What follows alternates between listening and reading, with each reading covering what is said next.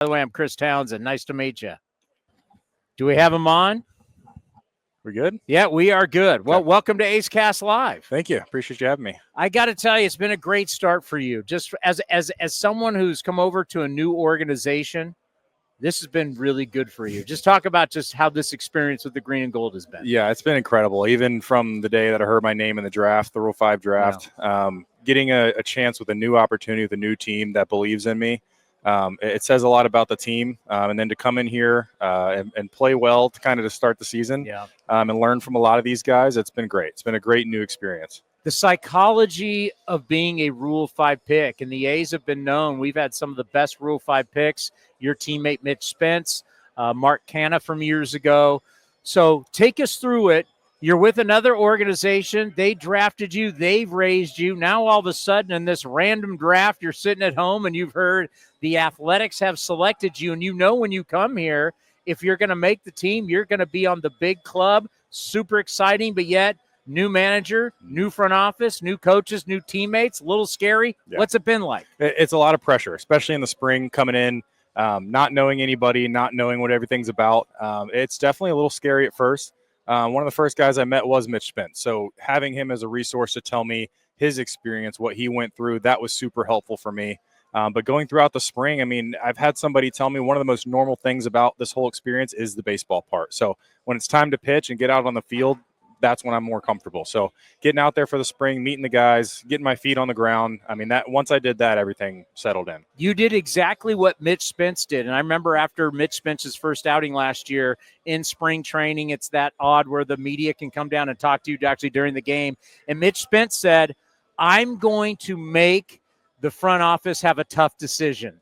And he did that and he made the club. You did the exact same thing. Was it that mentality like, I'm here to make this club and I'm going to make it hard on them? Oh, yeah. I mean, going out there and competing right away and getting a chance to earn a spot on the team, I mean, that was your thought before even getting to spring. So getting in there, having that first game under your belt or even the first bullpen, getting more comfortable in the setting with everybody around. Once that's over with, everything's just smooth. It's baseball like normal. And then once that part was over and we got to the season felt a lot better. I thought there was a lot more pressure in spring to make the team. And now that I'm here, it's been a lot better. That's interesting, right? Yeah, because to make the team, that's the toughest part. Now you're here and you've flourished so far. What do you think has cleared your head and made it, obviously, maybe less pressure, whatever it is, you've thrown the ball great and you've looked like you can handle any situation? I think the funniest part is heading out of spring, I met with Kotze and he told me he made the team. And one of the things he told me was, we're going to find an opportunity for you to get your feet wet in a game where, it's not so high leverage. And we got to the debut game and it was a close one. And I think I came in with some runners on base. So not having that get your feet wet outing and getting right into the fire honestly helped me the most, because now I'm used to the situation being in the game where there's runners on base and we're trying to fight for a win. So getting that first game under my belt of like, you're in there, this is a big league game, you got to go out there and be your best. Once I handled that well, I think everything from here on has just been a lot easier. And then Colorado in game one, it's snowing, you're going multiple innings. Right. You had to get, if you don't pitch well, the game, the team is going to lose. Just what was that experience like? That was incredible. I think pitching in the snow, for one, is something I think a lot of people can't say they've done. Have you never done it before? I don't think so. Wow. I don't even know if I've been to a game as a spectator where it snowed. So having that experience obviously was incredible. But going out there, everything, like I said, it's pretty normal. Once you're out there and you're pitching, it's just pitching like normal. There was a point where I had to call time because I felt a snowflake hit my finger before I came set, so I had to step off for that. But other than that, just going out there and competing, and the guys are playing hard. It's always fun getting in there with a close game. The first time I saw you pitch, to me, you don't look 6'8". You look really athletic, right? A lot of 6'8" guys don't. You look really athletic. Did you play other sports? Because you don't, when you pitch, you're so athletic. You look more like you're 6'4". Yeah. You're 6'8", and I was so impressed by that. Yeah, one of the fun facts I had to give the team was that I was the Virginia State Player of the Year in volleyball back in high school. So volleyball was might have been my better sport in high school, honestly, but there wasn't as big of a future as baseball. So went the baseball route, and I think it's worked out pretty good. No doubt. State player? State Player of the Year. Yeah. Wow. So, and we won the championship that year in the high school. So it was a good year. And there is something to pitching to when you are taller if you know how to utilize your size, that can be a big advantage to you. Yeah, it's an advantage and a disadvantage. I've talked with Scott Emerson, our pitching coach, a lot. Mechanically, timing can be an issue for bigger guys, and he's a bigger guy as well. So leaning on him as a resource to make sure that every day I'm working on something to control my mechanics and get out there and pound the zone. He's told me if your stuff's going to play in the zone. So if you work on your mechanics, get everything under control, pound the zone, you'll give yourself a chance. And we've seen that so far. Yeah, we see a lot of shorter guys do the more drop and drive, really using their legs for the power.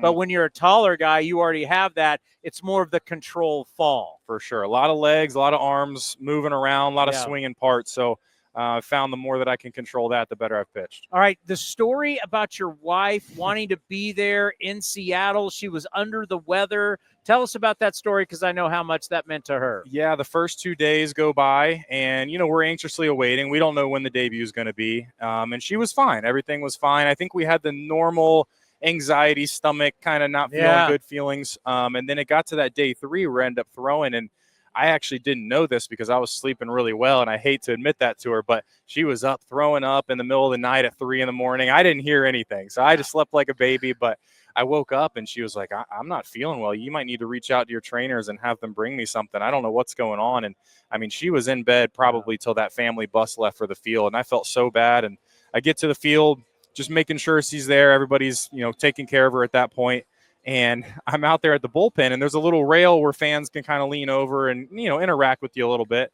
And I go back there, and she is on the ground under the stairwell, sitting, because she can't be on her feet. I mean, her legs aren't even under her. And when I end up warming up to go in the game, she mustered the strength to get up, and she got a good little video of me running out onto the field. And she wasn't going to miss it, though. I mean, she's a baseball fan at heart, and she helps me with a lot of my baseball stuff in the off season. So to have that moment where she's not feeling her best, but she's still there supporting me was super special. She loves you. Yeah, she does. The journey, like what people don't understand, we think of you guys as just as a single entity, but when you make it to the big leagues, it's wife, parents, brothers and sisters, coaches, teachers. There's so many people that have helped you get to this point. Yeah. I mean, checking my phone after that first game, you saw the support. I mean, everybody from high school, college, family that sometimes you haven't heard from them in a while are coming and being like, hey, we watched the game, we support you. So having everybody included on that day, even if they weren't there, was just so special to me. What is the big league moment where all of a sudden you're like, oh my God, my entire life I waited for this,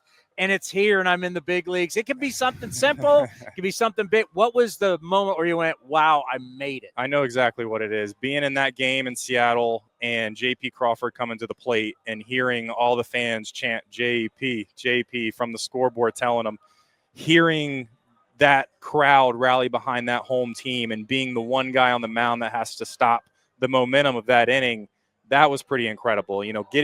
Not stepping foot on the mound yet and taking in that moment and realizing this is serious. This is a big out, a big situation. And then end up getting that strikeout out of him for my first strikeout. I couldn't have wrote up a better debut experience for myself, both on the field and then seeing my family at the end on the field and taking pictures with them. The whole day I would call perfect. Well, let's end on this. When you throw the ball well out of the bullpen, you keep getting more responsibility. Do you feel like that more responsibility from the way you've started to where you are now, you're going to even get more high leverage innings? That's what I hope for. I really do. I going out there every time and pitching my best, that they can rely on me in any situation, I think it's certainly what I want. I think it's what they want. Everybody in the bullpen wants to be in those spots. So I'm going to keep going out there, and I don't care if it's a 10-run lead or if it's a 1-run lead. I want to make sure that I'm the same guy every time out. It's a great story. Nice to meet you. Thank you. Keep getting people out and keep coming on the show. You're a fantastic guest already. Thank you. I appreciate it. Noah Murdock right here on A's Cast Live. So appreciate it. You're done. You're good. Awesome. Thank you. You're good.